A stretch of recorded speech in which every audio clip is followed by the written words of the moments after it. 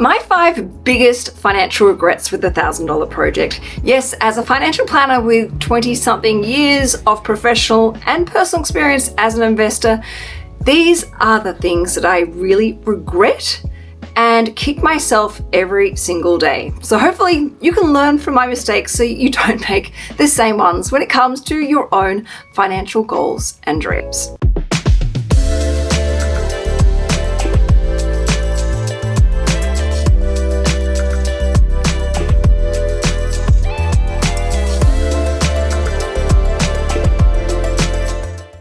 Hi everyone, welcome back to my channel. I am financial planner Canna Campbell, also known as Sugar Mama. Now, for those of you who don't know me, my name is Canna Campbell. I've been a financial planner for over 20 years, but I'm actually a financial planner that practices what she preaches. I'm really passionate about helping you and hold your hand when it comes to all of your financial goals and dreams, whether it be saving up to buy your first home or pay off your home, or simply budgeting and cash flow, or getting ready to start investing, or perhaps plan for your retirement. I'm here to hold your hand, empower you and educate you, and help you find the confidence and faith in yourself to take your financial well-being seriously. So if you haven't already, please make sure you subscribe. Now today I want to talk to you about my 5 biggest regrets when it comes to the $1,000 project. Now, for those of you who don't know what the $1,000 project is, it is where I took a humble $1,000, which I saved up, I hustled, I budgeted, and I went and invested. And I literally rinsed and repeated. I continuously hustled and saved and budgeted, and I made a few sacrifices along the way, but I continued on this process, literally investing $1,000 at a time, and today that portfolio, 9 years later, is worth over $308,000, and it pays me a growing passive income stream in excess of $11,000 a year. Now, I'm really proud of this, and it has definitely been hard work, and I've had to be patient, and I've had to remain incredibly dedicated to this. And the $1,000 project is actually a best-selling financial book. Anyone can go and start this for themselves, and you don't have to necessarily invest in shares. You can invest in whatever you like, or you can actually use this to achieve other lifestyle goals like saving up for a holiday, helping pay for a wedding, or children's education costs. It's completely up to you. The whole principle behind the $1,000 project is you take a really scary, overwhelming financial goal and just break it down into bite-sized, manageable pieces like $1,000 at a time. Anyway, today's video is really about what I regret with this investment portfolio, where I went wrong, and if I could turn back the clock, what would I do differently? So let me share with you things that really irritate and bug me when I look at that diversified portfolio. So the first thing I really regret is using a margin loan to invest more money in the $1,000 project. I took out a margin loan of about $50,000, about almost 6 years ago, and at the time there were some followers that thought it was really irresponsible of me doing this, borrowing to invest, it's risky, it's dangerous, and my LVR at the time was like 30%. It was a really conservative amount to borrow at the time. I think my portfolio was worth maybe 120 something, and I was borrowing 50,000. It was very manageable and I had the cash flow, and that still is the case today. Why I regret this now is the interest on the margin loan was actually really quite expensive, and it is definitely something that is very powerful, and I do recommend a margin loan for certain people at certain times in their lives. But the thing for me is I didn't actually need to take out a margin loan. What I wish I had done is actually use a debt recycling strategy secured against my home, because it would have meant a lower interest rate. I wouldn't have felt restricted and trapped, and it would have given me a lot more flexibility. And because the cost of the interest would have been less, I could have either borrowed more and paid the same amount, or just enjoyed greater flexibility of using a debt recycling strategy. Also, I can't move that portfolio away from the platform provider, which is CMC and leveraged equities, until that margin loan is paid off. So I feel like it was a little bit limiting, and I think it was expensive. However, my reasoning for this strategy at the time was very valid, and it came from a good place. You see, I wanted people to understand about margin loans and how they work, and I wanted to make sure that people felt included with the $1,000 project, because obviously I was in a privileged position and able to look at a debt recycling strategy at that point in time. And I felt that if I went down that path and using my home, it gave me an unfair advantage and it deviated away from my passion about educating and empowering people. So that's why I took out a margin loan back then. It is what it is. I did it, and I'm going to switch this out of a margin loan to a debt recycling strategy as soon as humanly possible. My second big regret, and this is one that I have to learn to sit with and accept, is I wish I hadn't dropped the ball as much over the last 5 years. I haven't really added any new money to the $1,000 project portfolio. It's mainly been about focusing on chipping away at the margin loan, reducing it, and obviously paying the expensive interest on it each month. I didn't really add any new money into the portfolio, and that's not necessarily a bad thing, but the thing for me is my excitement is investing, not paying down debt or managing debt. I love investing. I used to get such a great high every time I went and invested $1,000 into Australian blue chip industrial shares. So I feel like I didn't fall out of love with the $1,000 project, but I feel like that portfolio could be worth $450,000 or even maybe more if I'd actually continued on investing and sticking to that strategy. Having said that though, the margin loan would still be around the $50,000 mark. So it's annoying, as you can tell, but a lot has happened over the last 6 years.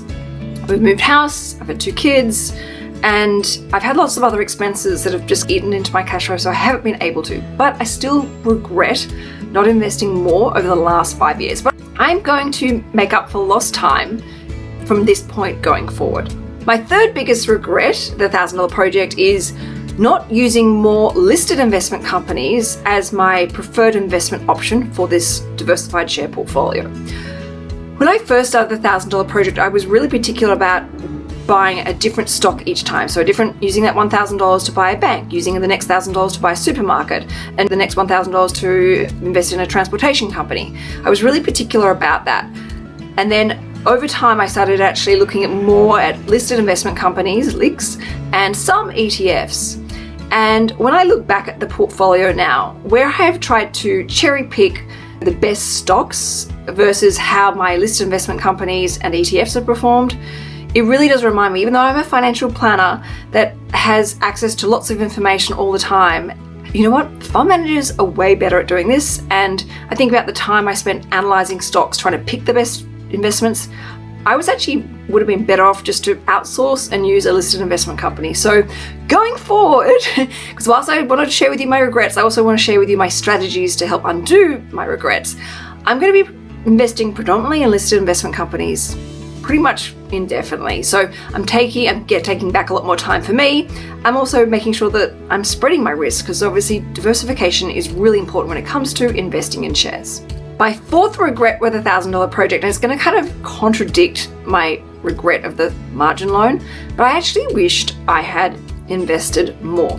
So back at the time, I borrowed for the margin loan $50,000. I felt comfortable with that, and I knew that wasn't going to damage my cash flow. However, I also was quite, impacted by the negative comments of people saying I was irresponsible for taking out a margin loan, even though this portfolio has done extremely well. So, of course, I wish I had not been scared of the haters and the negative comments, but actually maybe borrowed a little bit more. Not excessively, not to be greedy, never ever to put myself in a financially vulnerable position, but my LVR was very conservative at the time, and the general rule of thumb is if you're looking at a debt recycling strategy or a margin loan, you'd never exceed an LVR of 50%. So with mine being around 30% at the time, I actually could have comfortably borrowed more without putting myself into a dangerous territory. So yes, I should have just, aimed up a bit more and borrowed a bit more so that the portfolio could obviously benefit from the long-term growth and having all those dividends reinvested back into the portfolio. So coulda, woulda, shoulda, but I will take that on board going forward as I turn this into $1 million diversified share portfolio and keep growing that passive income, of course. And then my fifth biggest regret with the $1,000 project isn't actually necessarily financial, but it's more about the power and magic of this project. As I mentioned, I've been really busy over the last 5-6 years and dropped the ball a bit. However, I look at that portfolio today and go, that wasn't too hard. I should have got spoken about it more. I should have owned it more. I should have been more proud about it. And I should have encouraged more and more people to try and get on board with investing and taking their financial well-being seriously and learning about the importance of investing for the long run and compounding interest and how powerful reinvesting your dividends is and the tax effectiveness of franking credits. So my biggest regret is I wish I'd spoken more about this. I wish I had talked about it on a more of a regular basis. I wish I had encouraged more people to get on board and to not necessarily invest if they weren't ready or comfortable, because I would never want to do that, but to get people thinking more seriously about little bits of money and how they really do add up, and they can actually really help alleviate a lot of financial stress in your life. For me, when I look at that portfolio, and I have a separate share portfolio of mine as well as a $1,000 project, but it gives me a great sense of comfort and security looking at that going, that is going to help provide an income stream when myself and Tom retire. We never need to do anything for that money. That $11,000 a year, which is growing every single year, and I'm going to build it to an $80,000 diversified passive income stream. That's going to give us so much time, so much freedom, so much choice, and hopefully a lot of luxury in our lives. And it hasn't been that hard. It was just a matter of just getting on and doing it, sticking to it consistently, not dropping the ball, and just keeping my eye on the prize, which is the passive income. So there you have it. There are my 5 biggest financial regrets with the $1,000 project. I would love for you to tell me what financial regrets you may have in your life and what you are doing to actually undo the regret. How are you trying to make good again? How are you thinking forward in a positive way where it's about solutions and strategy rather than just wallowing in regret and pity and frustration, like I sometimes catch myself falling into that trap. I would love for you to hear from you. Also, if you want to know more about the $1,000 project, obviously I'm going to link my book in the video description box for you to go and check out for yourself. It's a best-selling book, it's really easy to follow, and it's also addictive. It's a lot of fun. So I'm really excited about doing this again and really pumping this portfolio up. I will continue to share more with you, I promise, because that's obviously my number 5 biggest regret. But I would love to hear from you. What do you want to know more about? What questions do you have for me? And what's the type of content that you love hearing about that really does help you with your own financial journey? I would love to hear from you. All right, everyone, thank you so much for watching. I will see you next Thursday evening, or perhaps on Sunday afternoon for more lifestyle love. Ciao for now.